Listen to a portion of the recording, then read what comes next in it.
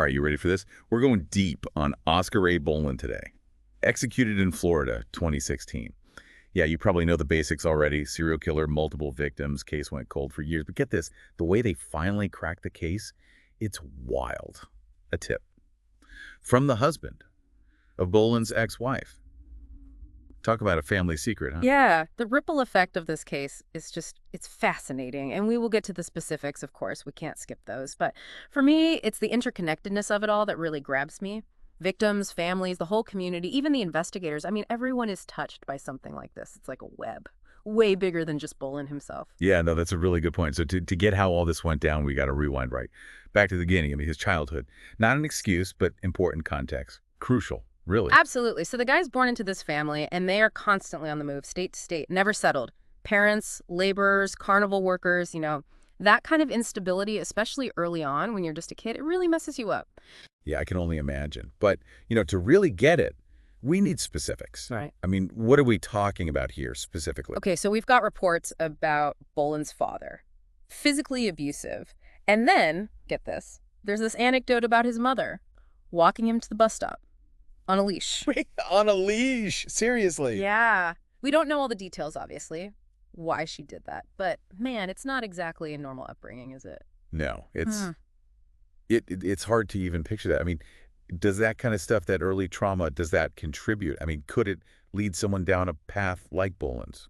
Well, that's a question a lot of people ask, right? I mean, we can never fully understand what makes someone do the things they do, but there's a lot of research out there, psychological research, and it shows that, yeah, childhood trauma, especially abuse or neglect, it messes with brain development. It can increase the risk of behavioral problems later on. So not a direct link, but possibly a factor. Okay, that's an important distinction. And as he gets older, we start to see those behavioral problems, right? Exactly. Teenage years. He's just 15 when he gets in trouble with the law. Ohio. For theft. It's like a little glimpse into what's coming, what he's capable of. And then things get really bad. I mean, really dark. When he ends up in Tampa, Florida, the 80s. This is where it all goes sideways. Yeah. Before we get into the specifics of the crimes, I think, it's important to remember that we're talking about real people here. Lives lost, not just names on a page. Absolutely. Yeah. We have to remember the victims. Natalie Hawley, 25 years old, night manager at Church's Fried Chicken, just working, trying to get by. Stephanie Collins, just 17, high school student, worked at a drugstore.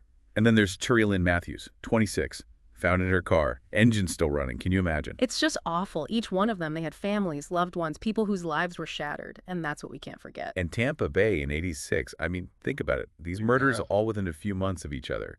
It must have been terrifying for everyone. Absolutely. I mean, can you imagine that, knowing there's a killer out there and the brutality of it all? The stabbings, the bludgeoning, throats cut. It wasn't just that they were killed. It was how. I mean, it shook the whole community to its core. Chilling. So then things take another turn, and Cheryl Hafner comes into the picture.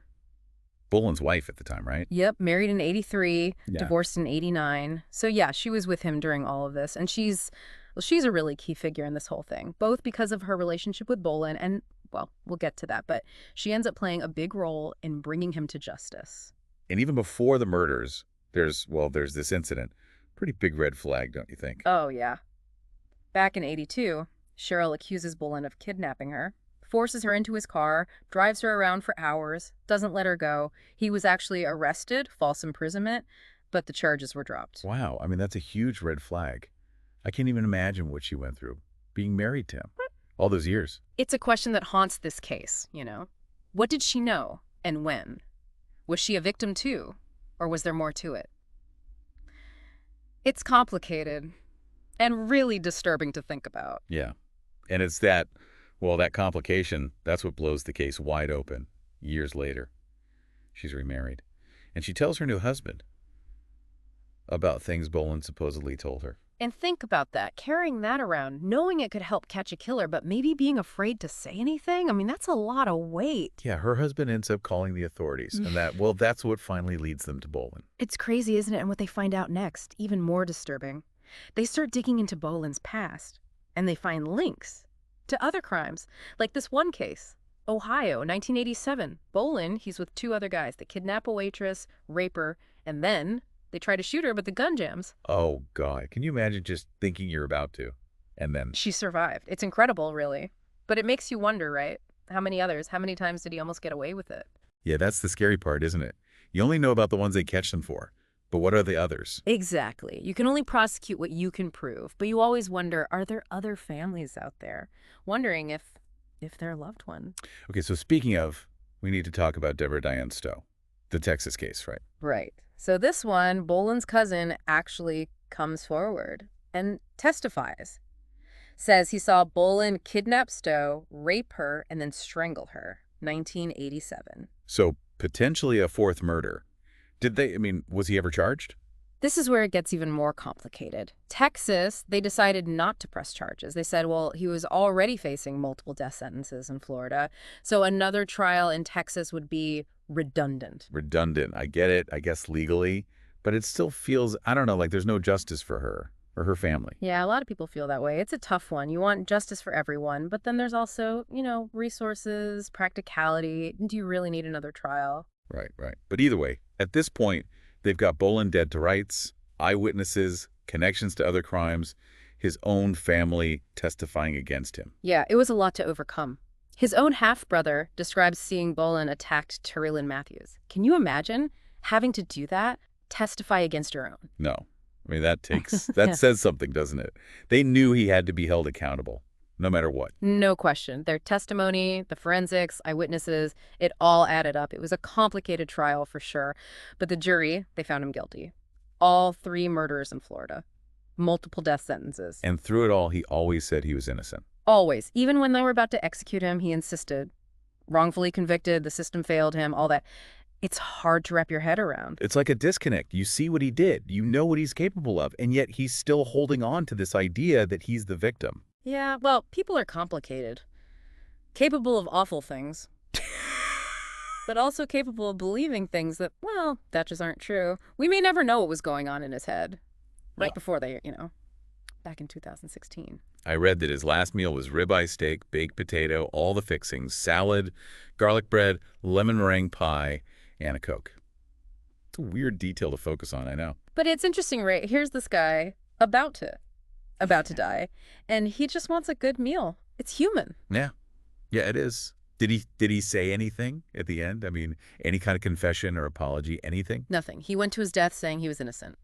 So a lot of unanswered questions. Why did he do it? What was going through his mind? We can guess, but we'll never really know. So it all comes back to that ripple effect, huh? We might not have all the answers, but we can look at the impact, the consequences, how all this affected everyone. Exactly. It's not just about the crimes themselves. It's about what comes after. The human cost.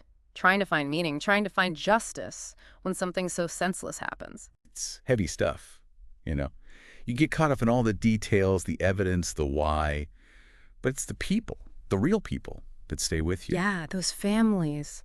Natalie Hawley, Stephanie Collins, Terry Lynn Matthews. I mean, just trying to deal with that kind of loss. It's unimaginable. And then years of not knowing before they finally got him. And even then, even with the conviction, the execution, it's like, I don't know, some things you never really get over. The trauma, the questions. Oh, you don't. And it's not just the families, the whole community. Tampa Bay, I mean, for years they lived with that, knowing he was out there. You can't just shake that off. It changes how you see things, how you feel about everything, really. Yeah, I bet. Like a ripple going out and out. And the investigators, Yeah. they're the ones who have to deal with all this. Yeah. All the time, seeing the worst of it. Yeah, they don't get enough credit. They're the ones who have to try and make sense of it all. Try to find some kind of justice for the victims, for their families. It can't be easy. You got to have some serious strength to do that job, to face that kind of darkness day after day. For sure. But maybe, maybe by looking at all this, studying it, we can learn something. Maybe it's about catching things earlier, seeing the warning signs before it gets to this point. Or maybe it's about taking care of the victims, the families, making sure they have the support they need. Yeah. Yeah. I mean, there's no easy answer. It's complicated. Yeah. But that doesn't mean we stop trying to figure it out. Oh, and that's what's good about these deep dives, It's not just about the facts. It's about making you think, making you feel, hopefully making you, I don't know, a little more understanding. Yeah. It's about the victims, remembering them, making sure what happened to them, well, that it wasn't for nothing. And maybe by talking about it, by bringing it all out into the open, maybe we can I don't know. Maybe we can make things better so it doesn't happen again. I like that thought. I really do. So we've covered a lot here. Oscar Ray Bolin, his life, his crimes. I don't know, what's the one thing you want our listener to take away from all this? Just to remember the human side of it all. You know, behind the headlines, the court cases, all that, there are real people whose lives were changed forever. We got to see that. We got to remember that. Well said. And to our listener, thank you for being here. We hope this deep dive has given you some insights, maybe even sparked some curiosity to learn more, to think more about all this. Yeah. Thanks for listening. We'll see you next time.